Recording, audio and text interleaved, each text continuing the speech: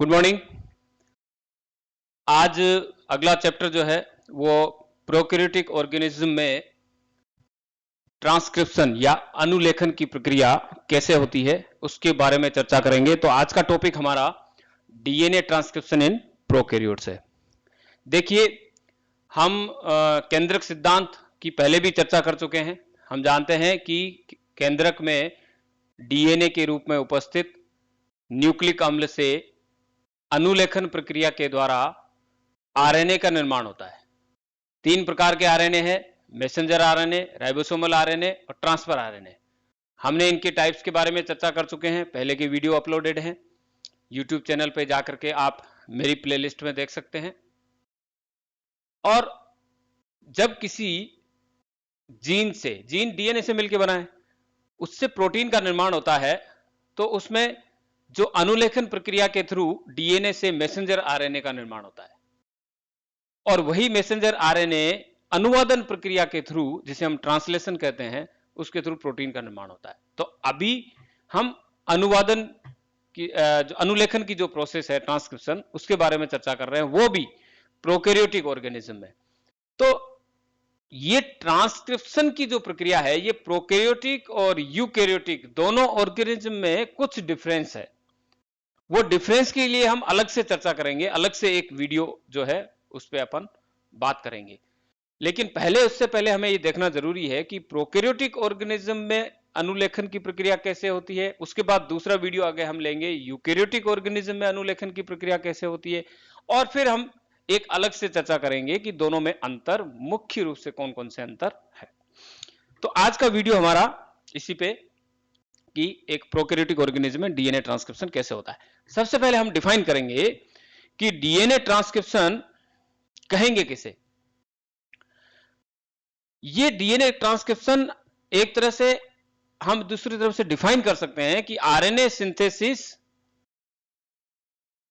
Is the process, यानी DNA transcription या RNA synthesis एक ही चीज कह सकते हैं, जिसमें होता क्या है कि डीएनए में निहित आनुवांशिक सूचनाएं मैसेंजर आरएनए के रूप में प्रदर्शित होती है।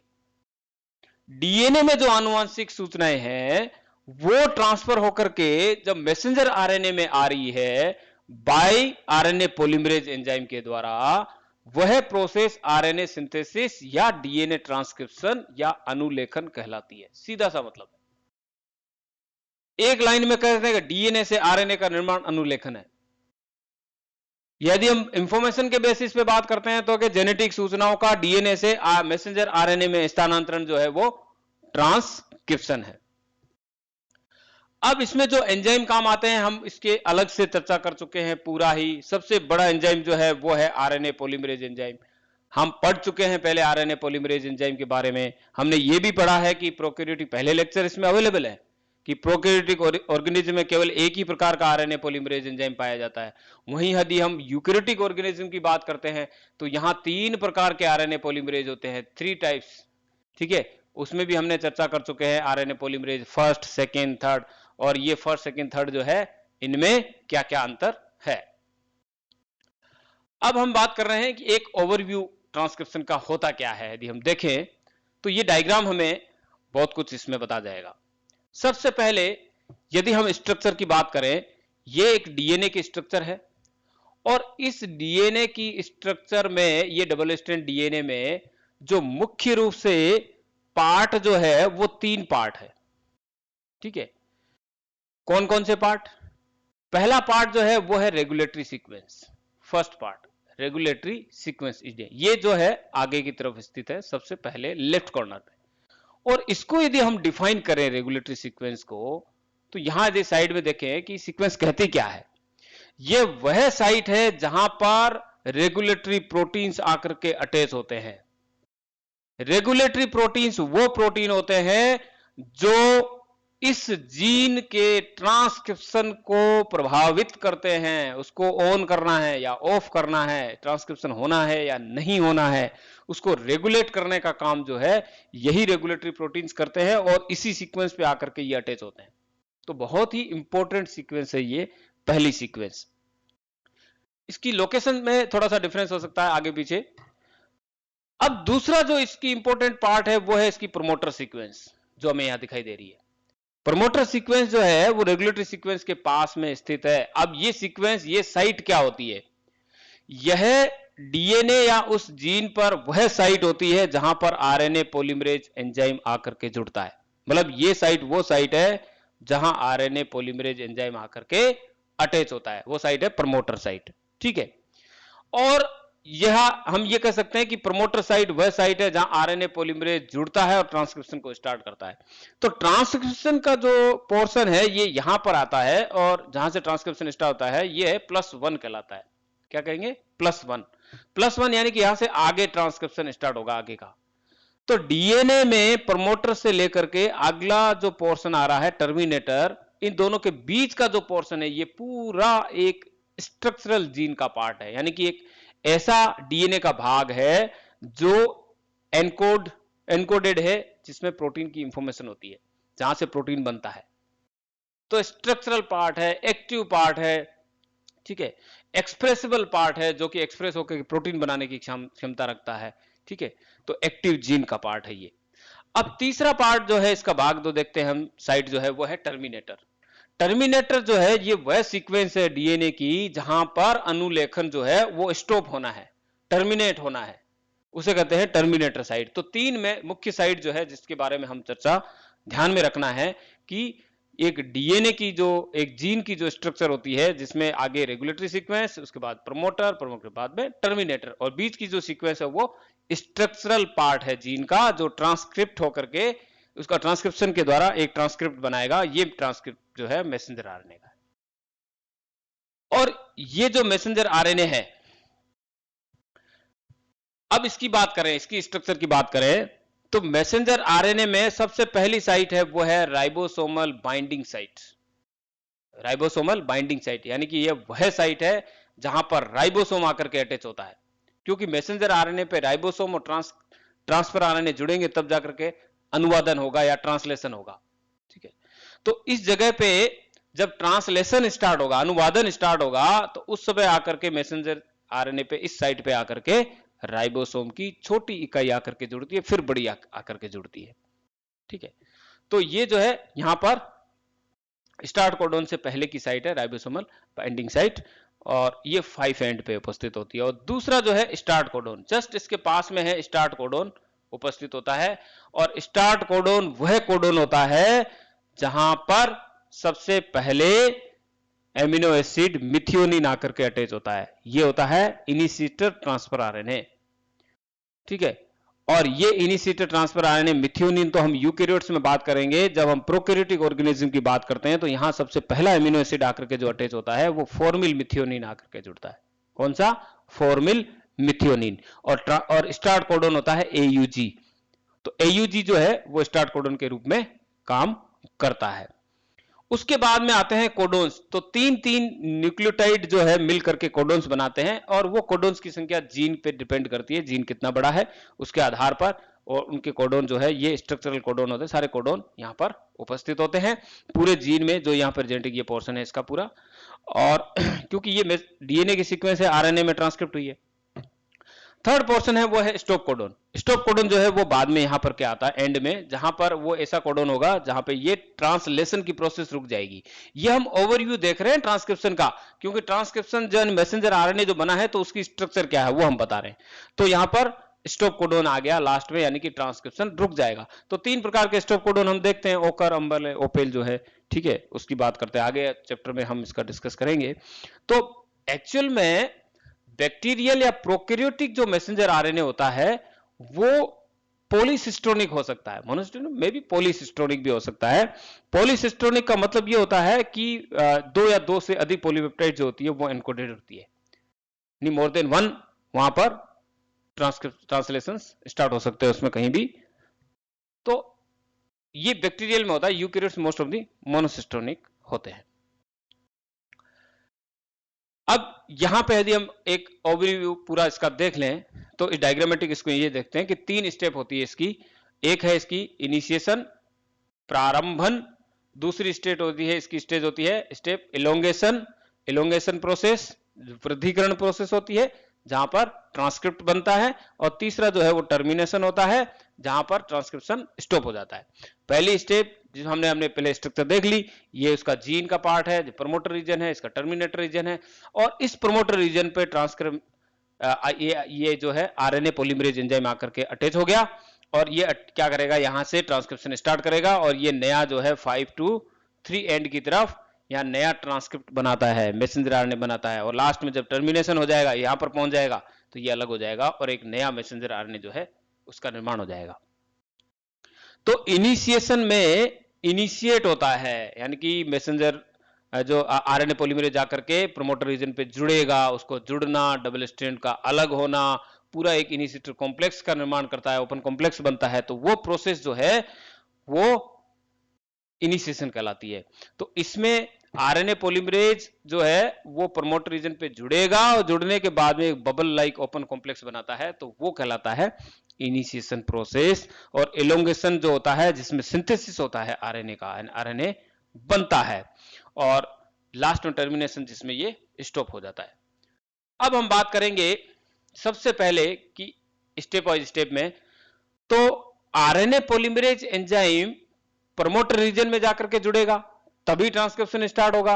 अब प्रमोटर रीजन जो होता है उसकी स्ट्रक्चर क्या होती है प्रोकैरियोटिक ऑर्गेनिज्म में, वो हमें देखनी बहुत जरूरी है, क्वेश्चन पूछे जाते हैं। तो प्रोकैरियोटिक जीन में जो प्रमोटर रीजन होता है उसकी सीक्वेंस ये है। यहां हम +1 की बात कर रहे थे, +1 यानी कि जिससे आगे जो है अपस्ट्रीम की सीक्वेंस होती है। कौन सी सीक्वेंस? अपस्ट्रीम सीक्वेंस होती है, यानी कि जीन का स्ट्रक्चरल पोर्शन जो है वो स्टार्ट हो जाता है, अर्थात हम कह सकते हैं कि +1 से राइट साइड की तरफ ट्रांसक्रिप्शन स्टार्ट हो जाएगा। ठीक है, ये +1 यानी आरएनए का सिंथेसिस स्टार्ट हो जाएगा, और आगे की सीक्वेंस सारी माइनस की होगी। तो ये सीक्वेंस जो है इधर वाली, ये डाउन स्ट्रीम सीक्वेंस कहलाती है। क्या कहलाएगी? Downstream sequence. और +1 से राइट साइड की तरफ की अप स्ट्रीम सीक्वेंस कहलाती है। अब डाउन स्ट्रीम सीक्वेंस में इस पोर्शन पर आपको माइनस की जो सीक्वेंसेज होती है उसमें से प्रमोटर रीजन में -10 और -35 रीजन जो है मुख्य रूप से दो सीक्वेंस होगी, जिस पर कॉन्सेंसस सीक्वेंसेस उपस्थित होती है। कॉन्सेंसस सीक्वेंस वो सीक्वेंसेस होती है कि अलग अलग स्पीसीज में, प्रोकैरियोटिक जीवों में प्रमोटर रीजन में -10 और -35 पर मोर और लेस सिमिलर सीक्वेंस होती है, और वो सीक्वेंस जो है कॉन्सेंसस सीक्वेंस कहलाती है। और ये सीक्वेंस -10 रीजन पर TA जो यूकैरियोट्स में हम इसको कहते हैं टाटा बॉक्स, TA ये जो सीक्वेंस आपको दिख रही है ये कहलाती है टाटा बॉक्स, हमको यूकैरियोट्स में कहते हैं, लेकिन प्रोकैरियोट्स में इसको कहते हैं प्रिब्नो बॉक्स। प्रिब्नो यानी साइंटिस्ट के नाम पे दिया गया था, तो ये बॉक्स कहलाता है प्रिब्नो बॉक्स कहलाता है।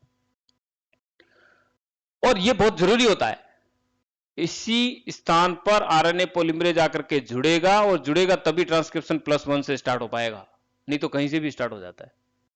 तो ये बहुत जरूरी साइट है। अब जो मुख्य रूप से हमें देखना है कि डीएनए के डबल स्ट्रैंड जो सीक्वेंस है, दो डबल स्ट्रैंड होता है, एक तो 3 to 5 वाला है स्ट्रैंड, और एक इसके ऑपोजिट 5 to 3, दोनों एक दूसरे के कॉम्प्लीमेंट है, एक दूसरे के पूरक है। आप देख लीजिए 3 to 5 में जो सीक्वेंस है AACTG, इसकी ऑपोजिट सीक्वेंस है। इसका मतलब ये हुआ कि जो हम टेम्पलेट स्ट्रैंड उस स्ट्रैंड को कहेंगे जिस स्ट्रैंड पर आरएनए का सिंथेसिस हो रहा है, वो स्ट्रैंड कहलाएगा टेम्पलेट। तो सीधी सी बात है, टेम्पलेट स्ट्रैंड की जो सीक्वेंस होगी उसी की पूरक सीक्वेंस आरएनए की होगी।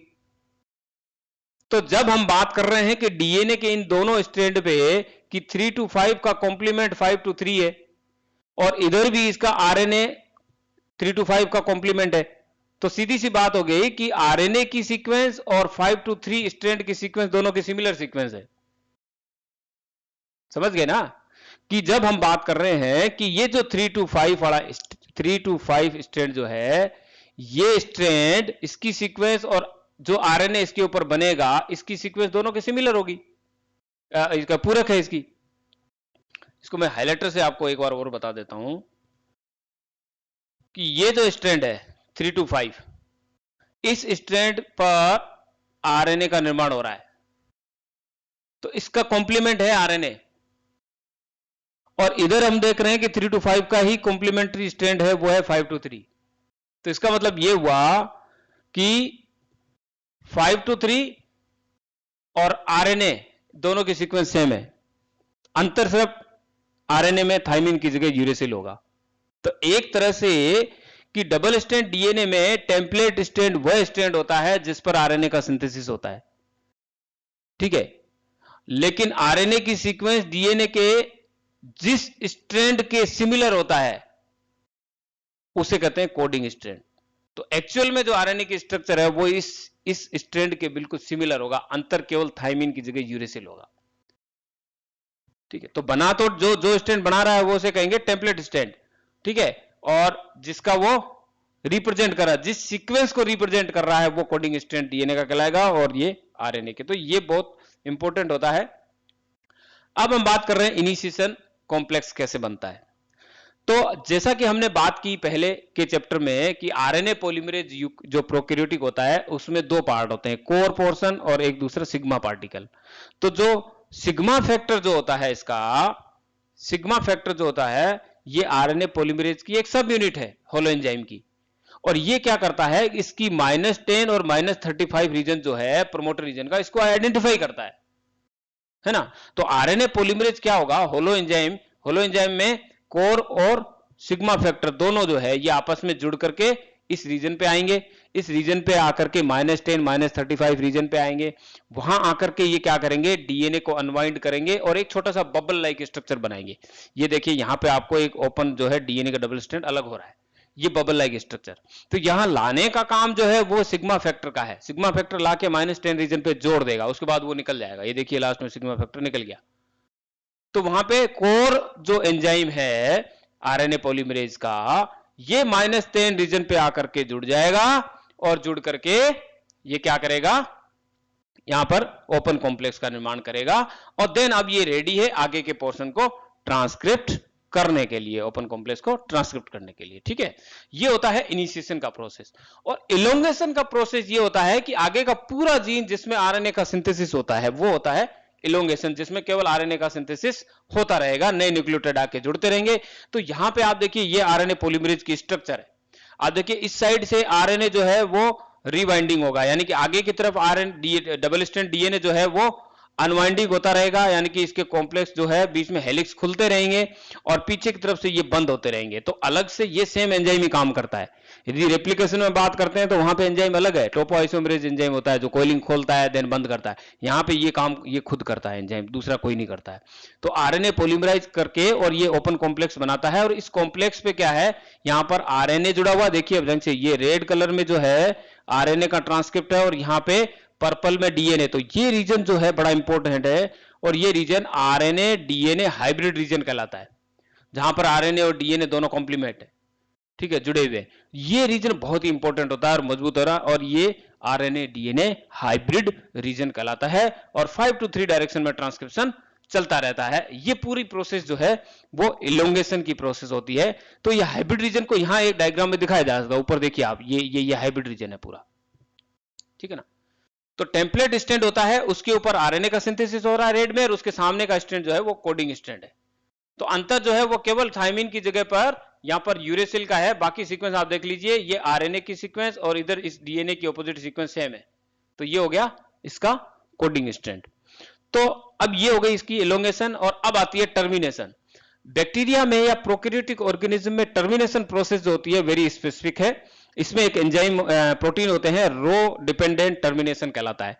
ये स्पेसिफिक प्रोटीन्स होते हैं, रो प्रोटीन कहते हैं जिसको, रो RHO, ठीक है। रो प्रोटीन ये फंक्शन करता है हेलिकेज एंजाइम की तरह काम करता है, ठीक है। और ये आरएनए डीएनए वो हाइब्रिड रीजन जो होता है उसको सेपरेट करने का काम करता है। तो ज्यों ही जीन का एंड आएगा या टर्मिनेटर सीक्वेंस आएगी, उस समय रो प्रोटीन आकर के यहां पे अटैच हो जाएंगे और ये उस डीएनए का जो डबल स्ट्रैंड रीजन है डीएनए आरएनए का, उसको ये ब्रेक कर देंगे, तोड़ देंगे और ये ट्रांसक्रिप्ट पूरा अलग हो जाएगा। और देन ये जो है ये भी अलग हो जाएंगे, रो प्रोटीन भी अलग हो जाएंगे। तो इस प्रकार जो है ये टर्मिनेशन रो प्रोटीन के माध्यम से यदि होता है तो वो टर्मिनेशन कहलाता है रो डिपेंडेंट टर्मिनेशन, क्योंकि रो प्रोटीन के पर डिपेंड होता है। और दूसरा जो है वो है रो इंडिपेंडेंट या इंट्रिंसिक टर्मिनेशन कहलाता है। यहां पर क्या है कि रो प्रोटीन काम नहीं करते। होता क्या है कि जो आरएनए की जो 3 एंड होता है, नया जो आरएनए बना है उसके 3 एंड पर स्पेसिफिक क्या है कि सीक्वेंस होती है, वो सीक्वेंस होती है यूरेसिल रिच सीक्वेंस होती है, पॉली यू सीक्वेंस होती है। ठीक है, क्योंकि अब रो प्रोटीन तो जुड़ेंगे नहीं, तो ये जो यू रिच सीक्वेंस होती है, देखिए यू रिच आरएनए होता है, वो आरएनए डीएनए हाइब्रिड रीजन में यहां पर एनयूएस ए प्रोटीन जो होते हैं वो आकर के जुड़ते हैं, और इस रीजन से पहले एक लूप का निर्माण होता है, इससे कहते हैं stem loop, hairpin like loop होती है। ये लूप जो है वो बन जाती है, और बनते ही क्या होगा, उधर से प्रेशर के थ्रू यहां पर ये ट्रांसक्रिप्शन को, ट्रांसक्रिप्ट नया जो बना है उसको अलग कर देगा। तो एनयूएस ए प्रोटीन जो होता है ये एक्चुअल में इसको पोज कर देगा प्रोसेस को। ठीक है, इस सीक्वेंस पे, टर्मिनेटर सीक्वेंस पे आते ही, पॉलीयूरिच सीक्वेंस पे आते ही इसको पॉज कर देगा। पॉज करते ही ये ऑटोमेटिक ये रीजन जो है हेयर लूप, प्रेशर से प्रेशर पड़ेगा, उससे ये अलग हो जाएंगे। तो इस प्रकार, क्योंकि वहां पर यू है तो ऑब्वियसली एडिनिन और थायमिन की जगह यूरेसिल होता है, तो वो वीक पोर्शन होता है पूरा, इस वजह से यहां पर ये डिसोसिएट हो जाता है और नया ट्रांसक्रिप्ट जो है वो अलग हो जाता है। तो ये प्रोसेस जो है टर्मिनेशन का प्रोसेस, जो प्रोकैरियोटिक एक ट्रांसक्रिप्शन प्रोसेस का है। Thank you very much.